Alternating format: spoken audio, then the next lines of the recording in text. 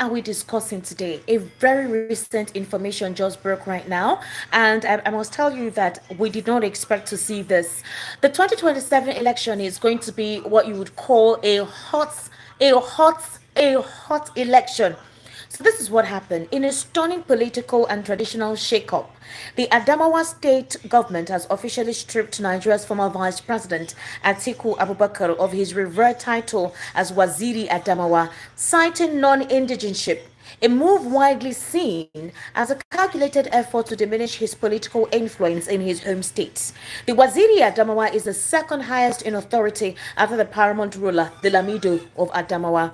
The removal, which also affects the Walin Adamawa, was disclosed in a circular dated June 2025 and signed by Mrs. Adama Felicity Maman, Permanent Secretary of the Department of Chieftaincy Affairs under the Ministry for Local Government and Chieftaincy Affairs. Now, basically, what does this mean?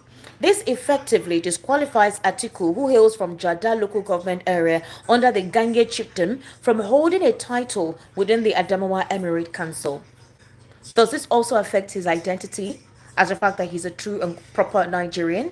Mr. Lawal Ekundaya is a social and political affairs commentator. Mr. Lawal, good evening. Good evening. How are you? I'm fine. What does this portend? As in, what does this mean for Atiku's political career? There are talks that it is important for Peter Obi and Atiku to run together in 2027. The idea is to ensure that anything that can work to oust this government of the day should not have that relevance in 2027. If this chieftain has been stripped from Atiku, does he retain his indigenship as a Nigerian? What does this portend for his political career? We'll wait and see. Because everybody is trying to do their own game to find a way to be ahead of the other.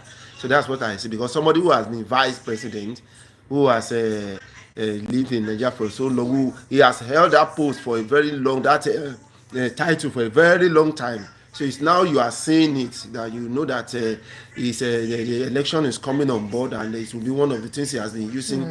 That's why you now want to sleep, and it's even the state governor. Is it the state governor that's supposed to be in charge of things? Is it not supposed to be the enemy? So I don't understand. In Nigeria, the games they are just playing is that Nigerians are being confused and derailed. Nigerians are being confused and derailed. You think that they're deliberately derailing and confusing Nigerians from having their own independent thoughts? Yes. So do you think that there'll be more political maneuvers, machineries that will be applied to actually make sure that those who intend to run along with the president are either disqualified or they're absent from having any relevance to run in 2027? So I believe something like that is going on, because that's why you see back and forth. Somebody is talking about somebody else, damaging effect here and there. Somebody, defection. The whole thing is confusing because. Do you know that 27 Adamawa Akwa Ibom lawmakers have defected from the PDP to the APC? Akwa Ibom lawmakers, along with the Govt of the state. No, the lawmakers, about 23 of them have officially defected to the All Progressives Congress. So obviously the power is swinging to the APC. If you're having all those lawmakers and they're meant to deliver their different constituencies for APC in 2027, what potential does the opposition have? No. What is happening is what Nigeria, what is the hope for Nigeria if you have something like this? What's the hope for a common man, the ordinary masses of Nigeria who are just going their normal daily lives, just want to live their lives? You see, when all these things are going on and at the end bounce on them, just like what they are going through now, what is there for Nigeria? Political seasons are usually very rife in this part of the world, like the way politics is taken, the way politics is handled, the desperation that comes with it. You would have expected that at this time in our democratic dispensation that would have been able to have a form of decency, integrity, and a level of growth in our political encumbrances, how we carry ourselves along when politics is very firm. Do you think that our political practice and political behavior is still very primitive? Yes, it's still very primitive. In fact, they are setting us back to many thousands of years backward. That's what they are doing to us, because supposed to be growing, but we are not. See the way they are playing the politics as if they have this there's a war. It's not about war, it's about leadership. What the does this right person to portend for rule. Atiku? What does this portend for Yeah, Atiku right now? I don't really think it's going to make much difference if he doesn't let it get into his own head. Should just focus on that is that ambition to be, for Nigeria to move forward. He should just focus on that. He should not be derailed about all these things they are saying. He should just focus and keep with what he is doing. That's what is good. Just the system that is trying to, find a one or two things to, to distract him. So that you have something to be thinking about instead of thinking about that 2027, we'll be having something else to be thinking about. That All is right. what is good. Funny thing is this, right? INEC is in a closed door meeting. I think that meeting should be over by now with some top PDP stalwarts. The essence of the meeting was to ensure that whatever convention, the convention they want to have has the participation of INEC, and any decision made from that convention is validly recognized by INEC.